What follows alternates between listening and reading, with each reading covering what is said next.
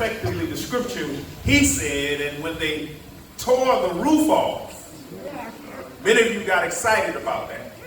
Tore the roof off, they laid the man down. This is what I want to talk about today. When the church becomes the church.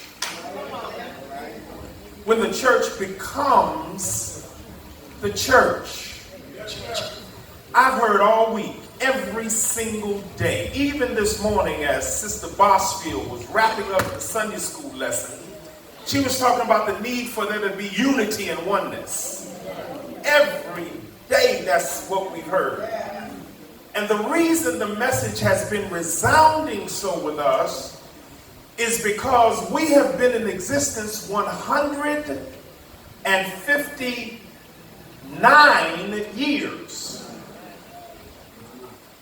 But if I were to extrapolate the visitors, guests, and friends, I'm not certain I would see 159 people. And churches right in this same area started just a few years ago, who have hundreds, if not thousands, on the road. Could it be that we're good at doing church? Instead of being the church. Amen. And not being church. We're good at running, jumping, skipping. But that's doing church and not being church.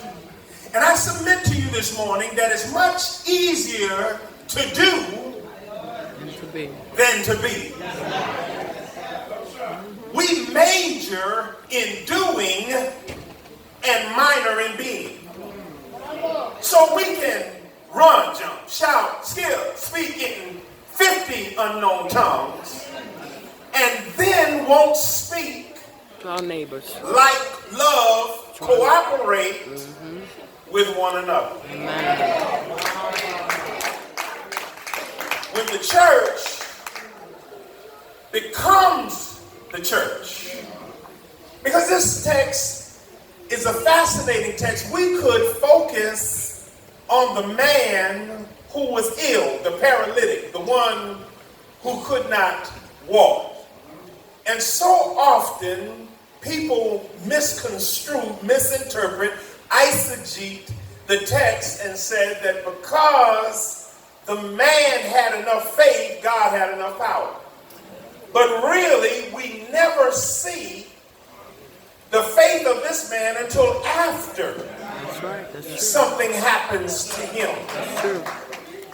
Jesus noticed the faith of the four men. So we can't say that this was a response. And if you read Luke's version of this, you will see that prior to this encounter, there was another who asked Jesus to help. But this man did not ask for himself. So you can't say that you have not because you ask not, because sometimes we don't ask and God still gives.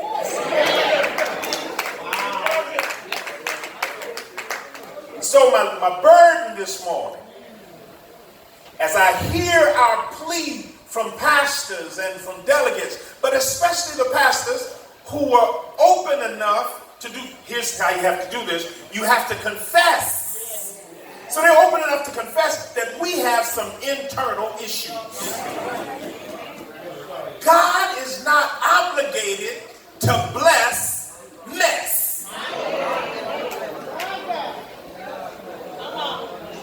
Y'all won't like me anymore probably after today. Why should he expand? Don't pray the Jabez prayer. Oh, expand our territory. Enlarge. No! Why enlarge more of what God is not pleased with?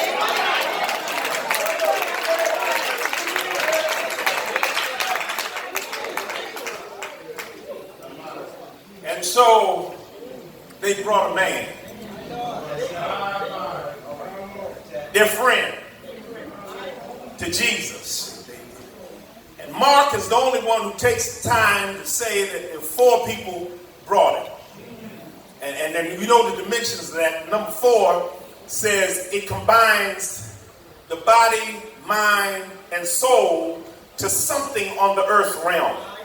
Whenever you see the number 4 mentioned, it's always an earth activity that God is bringing to bear. There are 4 seasons. It infects our winter, summer, spring. There are 4 directions: north, south. There are 4 elements: earth, wind. Now y'all get stumped. You know earth, wind, and fire. But do you know water? There are 4 gospels. The unveiling of Jesus' activities on the earth realm. And so he's carried now by 4 men. And it's symbolic of a church that is willing to become a church. And so we've made step number 1. We've confessed that we've got some issues. But it's not enough to confess until you're willing to confront. Once we know what the problem is, what you gonna do about it? We've been around a long time, just a few years. This elder, others, I've been here 2 years, and there's something underneath the surface, subterranean, that is keeping us from exploding. We got fire, fire, fire, fire, fire. And it takes us higher, higher, higher. But there's something at work against what God wanted us to do. We've got to confess it, confront it. Then we've got to conform what we're doing into the image and likeness. Be not conformed to the world, but be. Why don't we check out our mind? Been with you all the time. That's what they used to sing. It's imperative that we begin to do an investigation. And so these 4 men, whenever I used to deal with this story, I talk about the fact that they were carrying the man on a hammock. And if you know, you do know a lot about a hammock, that every corner is significant. So these 4 men were carrying their friend, but when they came to the house where Jesus was, do you mind me saying it was the church? When they came to the church with a person who needed the word of God and the healing of God, they could not get to Jesus because the Pharisees and scribes, the people who were religious, took up all the chief seats. Now you got to understand this, and please ushers preclude them from walking down the aisle while we're preaching. All right, they would take up the good seats, and it's good to have pillars in the church. I'm glad you don't have any here, because pillars generally hold up the roof, but they also block people's view of Jesus if you sit behind the pillar. And so here they came to get close to the Lord, but couldn't get in because of all the people who had positions and titles and a little power wouldn't make room for someone who had a legitimate need. So they brought this man, and there was an obstacle, there was a roof there was tiling that kept, and please y'all stop walking on me, they kept on looking for an alternative, an option. Sometimes when what you do is not working, you got to try something else. And so these four men brought their friend to Jesus. And we heard the other night, here 3 points, maybe 4. We heard the other night that in order to do this, especially if a person's on a hammock, all 4 of them got to be moving in the same direction. Where Reverend Hannah? Got to be moving in the same direction. But I got to add something to that. You can be moving in the same direction, and it's the wrong direction. In that day, every man did that which was right in his own eyes. That's what Judges tells us. So you can be doing.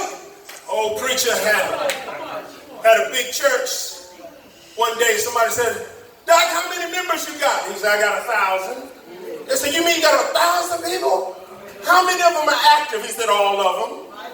800 for the devil, 200 for the Lord, but they all active.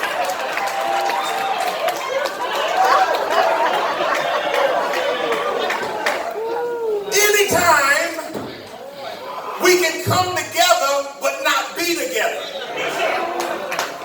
You don't like me. I don't like you. And we hug and touch and pity pat one another's back.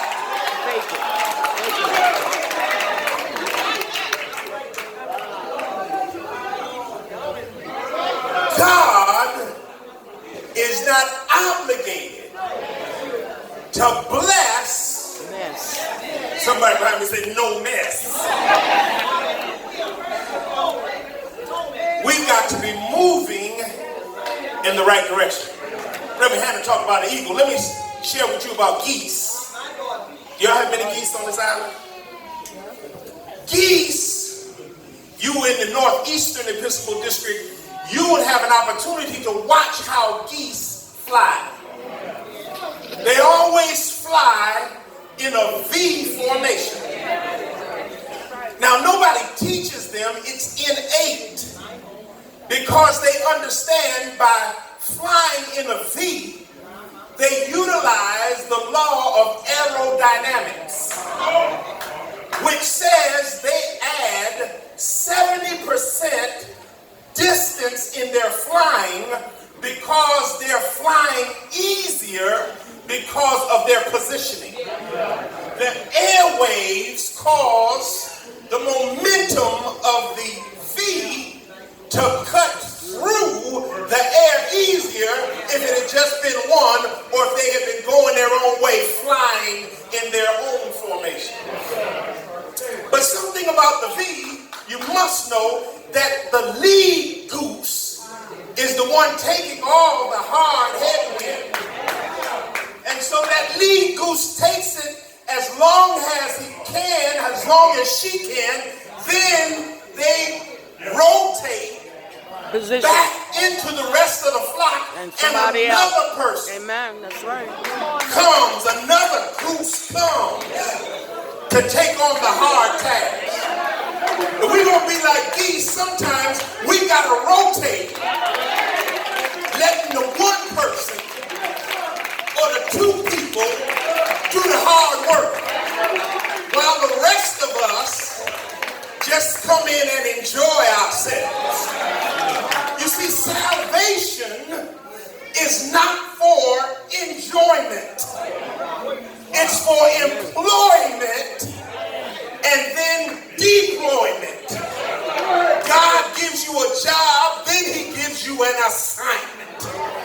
The anointing is not to feel better, but to do better. And so the geese rotate. But there's something else. Because the point goose doesn't have the benefit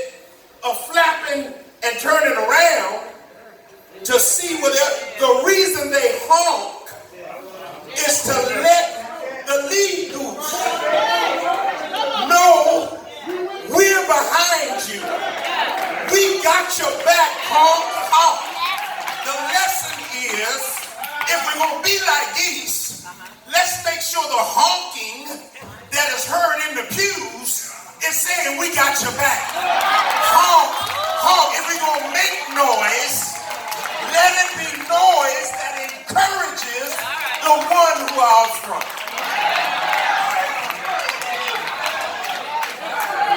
Maybe I'm taking too much time.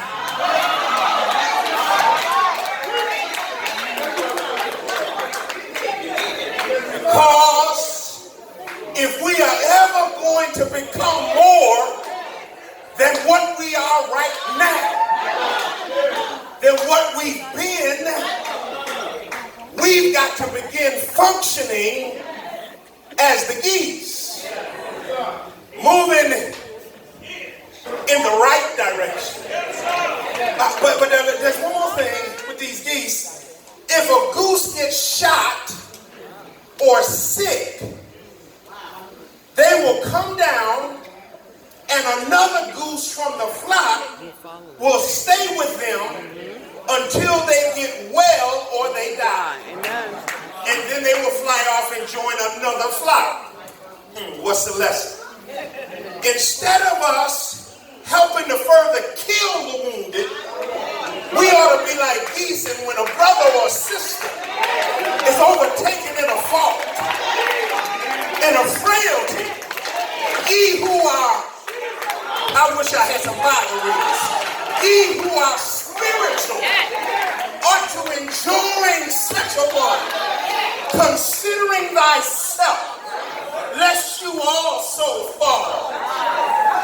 And so our challenge, make sure that we, the Bahamas Islands Conference, the Northeastern Episcopal District, the bishop, the elders, the preachers, the saints and friends, begin moving in the right direction. Number two, not only are we going to move in the right direction, but we need to make sure that the work or the weight of the pallet is evenly distributed. You see, if the ones on the right had the pallet up to their shoulders and the ones on the left had their bed down by their knees, what would happen to the person on the bed? You think about it? They would roll off. They would never get to Jesus. So often, we are willing to just carry our side any way we want and not understand that it ought to be an even distribution. We have different giftings in the church. For the Lord gave some apostles, some prophets, some pastors, some teachers, some evangelists, some missionaries, some Christian education workers for the work of the ministry, for the edifying of the body. You know, sometimes we forget what the primary purpose of the gift is. On this island, we have some oranges, you have some mangoes, apples, but you would not compare apples to mangoes. They're different species, they have different functions. But let me take it a little deeper. The purpose of an apple tree is to bear apples. But the apple tree never eats its own apple. Mango tree don't eat their own mangoes.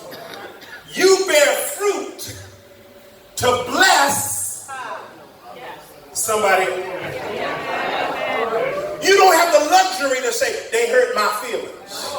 I don't like the way they did this, so I'm not going to sing, I'm not going to serve, I'm not going to work.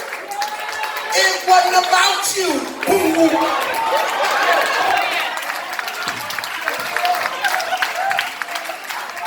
God used you to bless the world. And when we understand that we are simply conduits, that's its purpose. Of an apple tree, or a mango tree, or an orange tree to bear fruit. But that's not the tree's primary purpose. A tree's primary purpose is to give oxygen so that oxygen gives life. That's why if you're building in a new community, you have the building up, but you got to have some space to put in some trees or some bushes or some grass. That's the law. That's right. Because you got to have oxygen coming to replace this carbon dioxide that comes when we exhale. That's the primary purpose of a tree, of flowers, of plants. So our job has to be not to look at our fruitfulness, but to realize we have been planted to give life. Life in this Kennedy community, life over at Shaw, life at Christ Church. We are giving life. Is that enough?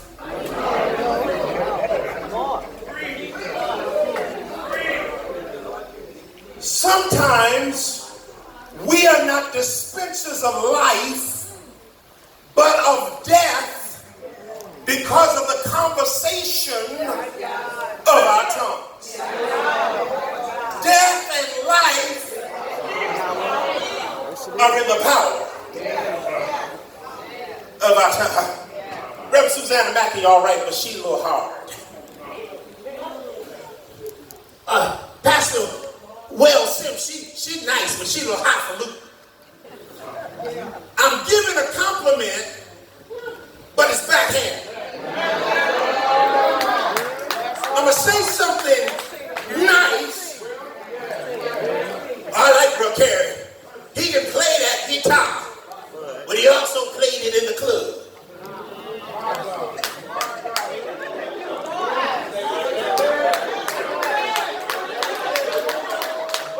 And with all of our non-club self, we still haven't grown.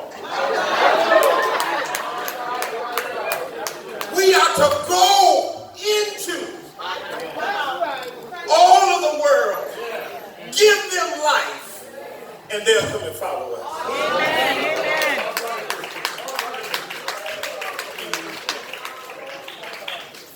Now wait, evenly. Read when you get a chance, Exodus 18. When Moses was trying to do everything. That's why I try to always give a little break to my partner, my buddy, my friend of long-standing years, Zidell Jones. If it's not being done right, he'll do it. He'll step up and do it. He can get on the keyboard. He can go handle orders of worship. He can. No, don't kill yourself. Let's spread this thing around so that somebody else can understand the pain that we feel when we go back and have to pray and strategize and talk about how we're going to make things better. All right. One more dimension of this. If you read the story, notice that Jesus is never compelled, and Luke wrote this version and Mark wrote his version, but they're never compelled to give the names of the four characters. We never know who they, it wasn't important that they got a plaque, a certificate, an appointment. They did their job as prescripted by their position in the kingdom. They knew that their job was to get an infirm person, a person with mental or emotional or physical or financial need. We got to get them to Jesus. Here it is. Sometimes you've done all you can do for people. You've prayed, you've counseled, you've fussed, some people cuss. You've done everything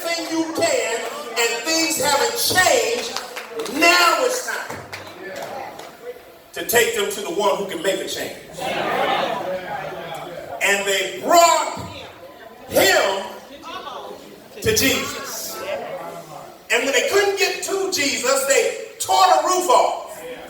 Reverend Matthew been trying to have somebody come back and fix a leak in the roof. That's a good place to start tearing open because there's a hole somewhere.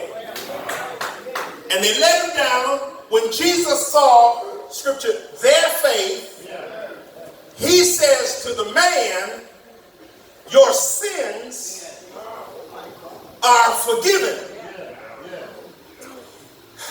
And then the religious people, you got to read this there, they then said, how can this man speak blasphemy? They weren't happy that the fella could now get up and walk. They were focused on how it was done and wasn't done according to how they wanted. Be careful with trying to fit people in your own mold.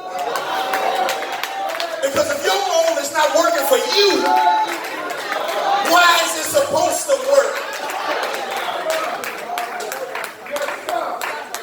And so Jesus didn't get distracted. I'm just going to close this. He didn't get distracted. He then says, man, rise up, take up your bed, and notice the different versions. One says, and walk. The other says, and go home.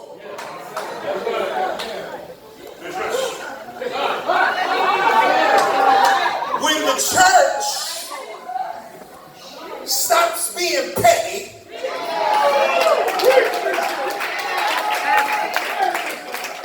three things will happen. The man was healed because he got up and was able to walk.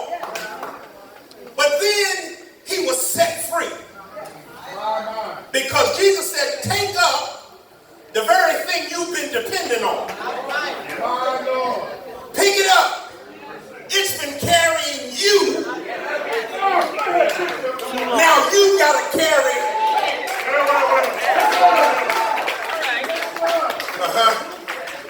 Healed, set free. But read the end of verse 12. And the man got up and went out glorifying God. That's delivered. Healed, set free, delivered. And when the people saw it,